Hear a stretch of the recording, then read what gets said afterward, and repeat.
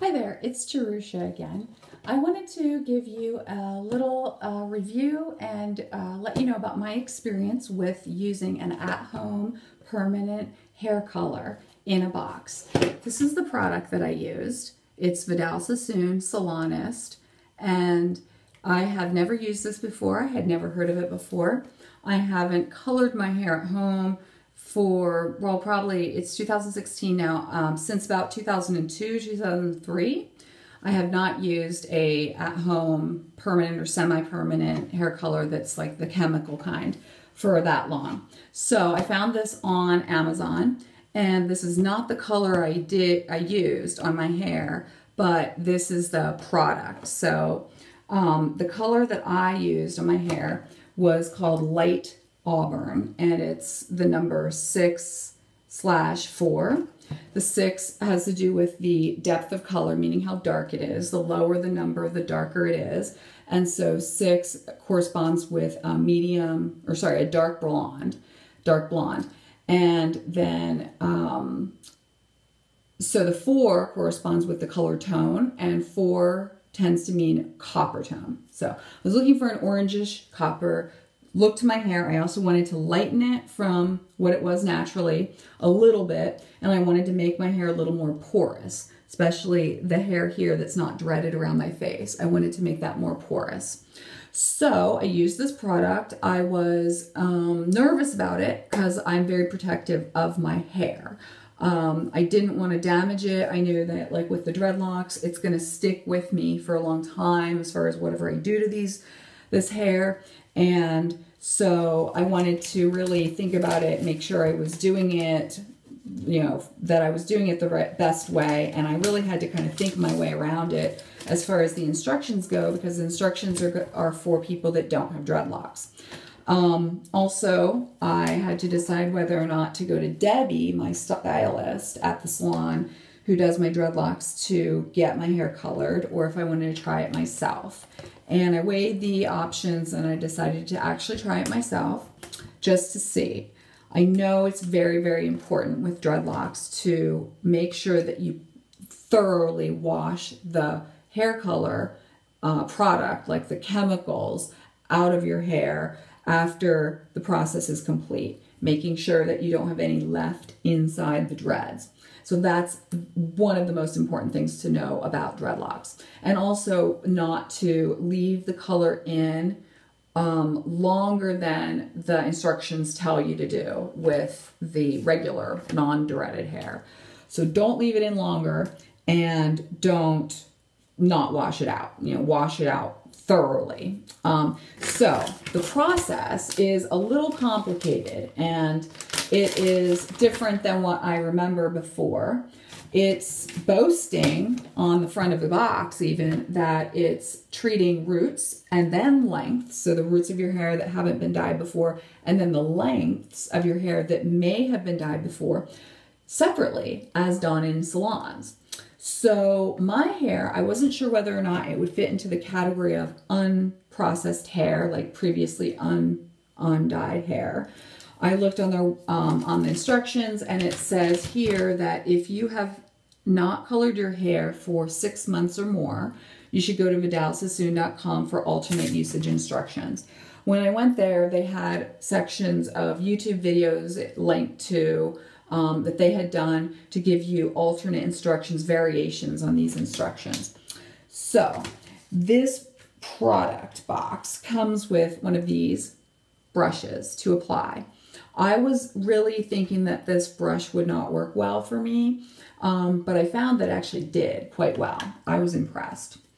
So what you're supposed to do is you're supposed to mix this, which is the color, and the color activator lotion in this tub that comes with it. Mix these two together, and then stir it thoroughly with the brush. And then if you need to stir it more, you can stir it with the glove on your hand. These came with the product.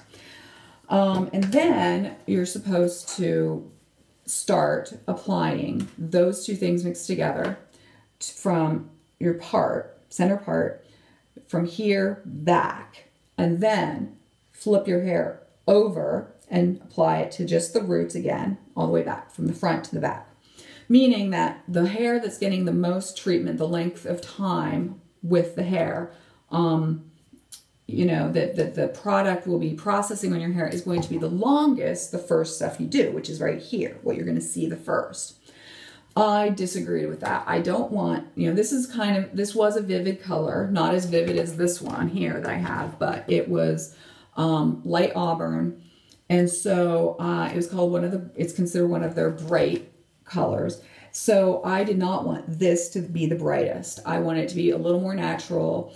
And so I wanted to start with the back and go up.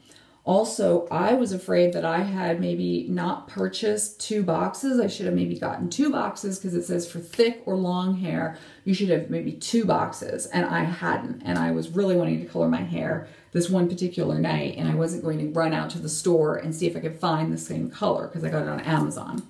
So I was really worried I might not have enough product to color my hair. So I thought I need to prioritize, and I want to prioritize by the hair that needs lightening the most. So I decided to start back here and go up to maybe here, and then have my hair with the dreads up on top of my head here that didn't get colored. Have that up and do that last. And then I would start with the hair here at the ears and go up, the undreaded hair. That would be my next in priority. And then if I had enough left, I would start doing the stuff that would be like on top, the dreads that were on top of everything that you see the first. I would do that later. So now I have put my hair up for you just the way I did when I was getting ready to color my hair. I had this part up, so I'm going to turn slowly around. So you can see I was going to color everything below before I put the color on here, just in case I didn't have enough color. So I said before, you add these two to the tub and apply that to your roots first with the brush. And so that's what I did, starting at the back and going forward, and then leaving this all out. Then after you do it all to all the roots, then you're supposed to do it to the lengths of your hair. So I was really not thinking that this brush was going to do a good job of applying this color to the dreads, the body of the dreads. I thought for sure I'm going to need to go with the gloves on and just kind of scoop it kind of down. However, I was pleasantly surprised. That was not the case. This brush held up really well. In fact, this is the brush I used. This isn't from the new package. This is the one I already used. I washed it out really well, and it looks like it's still in really good shape. This product is very easy to apply. I know that a lot of other permanent at-home box kits for color use a bottle, a squirt bottle, that you mix the colors together. You mix the products together in to squirt it on your hair. Well, this one, really, you do want to use this little tub and the brush, because it's like a pudding consistency and it's very easy to spread. It's not glopping all over your floor. I mean, you definitely want to put something down on the floor in case it does, but it sticks to your hair. It's very nice. I really liked it a lot. In fact, they give you a lot of extra product, so I didn't run out. I was able to color all my dreads and all my hair by the end of it. I was very happy with how far the product went. So I colored, let's see, how did I do it? I went, did all the roots, right? And I think then I did the roots, and then I think I did the lengths. Before I took this down, I did the lengths because I considered myself to have virgin hair, because when I last had it colored, it was by Debbie, and it was right before we did the dreads. She colored it with like a semi-permanent, which didn't have any peroxide or anything in it to lighten the hair or change the structure of the hair. It was just like adding tone. So I consider that to be like similar to virgin hair. So I was going to do the application to all of the hair with just these two together. The reason I say that is because the difference in this product, the Salonist, where it says treats the ends, or sorry, the lengths differently than the roots, is that after you treat the roots, you're supposed to then add this serum to what's left in the tub of these other two ingredients, okay? You're supposed to then add the serum to it. It doesn't say what it is or what it does or whatever. It's a clear kind of like sort of a gel, but more liquidy than that. You're supposed to add that all to the last 1/4 that's left in there after you treat all your roots. This is if you've had your hair done, like colored previously in less than 6 months from then. Mine, I considered hadn't, so I felt like the whole thing needed to be treated, except for maybe the ends of the dreads that I don't have dreaded, because I think that those tend to be more dry, those are older, and so I wanted to have the serum on there for sure when I did that. So I tried to get all of this stuff colored with just the 2 first products before adding the serum. And then I added the serum to what was left. And can't remember about if it was 1/4 left or maybe more than 1/4 or less than 1/4. I can't remember. Actually, I think I went and took this stuff down and then coated the part of the dreads that was like closest to the scalp up, like maybe at least halfway, with the brush before I added the serum, okay? And then it says once you add the serum to this, and then you are supposed to go and smooth it throughout all, you know, with the rest of the color in there that has the serum in it, smooth it throughout everything and kind of really rub it and work it in, even not avoiding the scalp. Then you're supposed to time it for 30 minutes. That's like all the time, you know, 30 minutes plus the time it took for you to apply it all. And I really didn't want to over treat my hair. I didn't want to leave the chemical in for 30 minutes plus however long it took me to apply it to these dreads. So I think that if I remember correctly, I think I left it in for maybe up to 20 minutes after adding the serum to the rest of the color mixture and putting that on my hair. I think I left it in for 20 minutes. I figured err on the side of less chemical treatment. I had a feeling that my hair might be more porous. The dreaded hair might be more porous because it's kind of like curled up there into the dreads. Even though they were only 6 weeks old at the time, I still felt like probably having them curled up in there would make them more porous. So I left it in for about a total of 20 minutes after all the application. I want to tell you that I was so pleasantly surprised. I was really nervous. I was doing this late at night. I was kind of like, I really just want to get this done and do this. So I was kind of rushing through and I was like, oh, I'm not sure. Also, it says to do this on dry hair. The woman in the picture has dry hair. And I had my own idea about that. I wanted to wash my hair first, for one thing, get all the products out, you know, any gel or whatever that might be in my hair.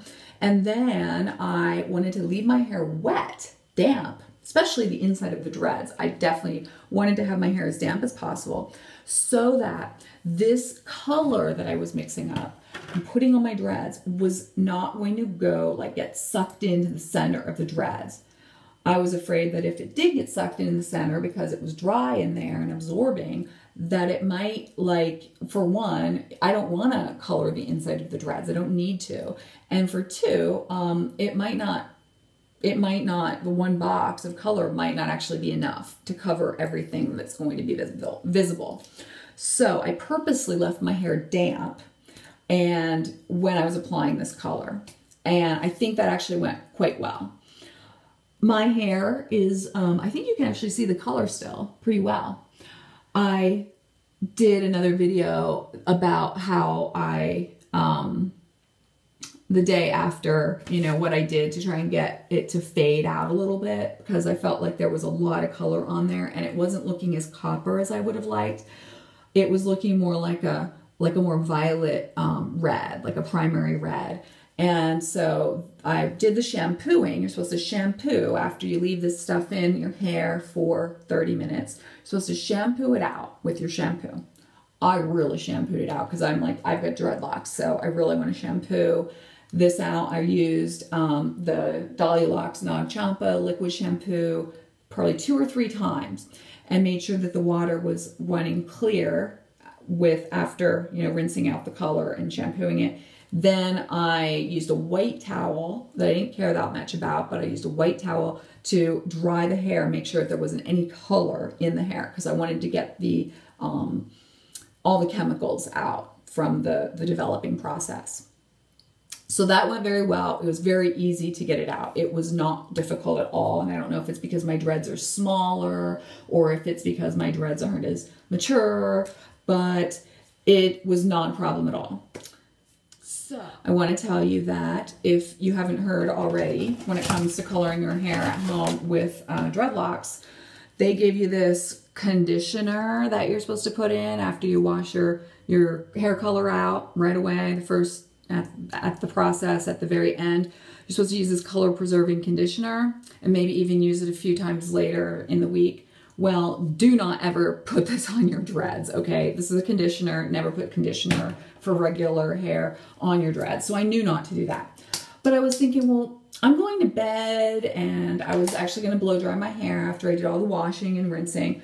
So I used my Naughty Boy Tropical Tightening Gel. It has aloe vera in it, and I use that on my scalp all the way out to kind of do a conditioning that's appropriate for dreads, especially to the scalp, because this product does not tell you to like avoid the scalp. It tells you to use it all over and rub it even into the scalp to get it all the way to the roots. So I didn't want to like damage my scalp. I have previous like hair coloring from 2002 where I was doing it myself, and I think I developed a very bad case of dandruff because I was coloring my hair at home, not avoiding the scalp. And also I was also getting spiral perms as well, like kind of within a 1 month period I would get both processes that I would do. So I did not want to dry out my scalp. I know that people have dreadlocks, do sometimes struggle with itchy scalp or dandruff, and I didn't want to start anything like that. So I used this on my hair that night after I colored my hair and rinsed it out. I used this Tropical Tightening Gel. The main ingredients are aloe, and then they have some oils like hemp seed oil and lime peel oil. So this was kind of like to like just condition my scalp and make sure that it didn't get, you know, itchy or tight. And the next morning, I mean, my scalp felt great, my hair felt great that night.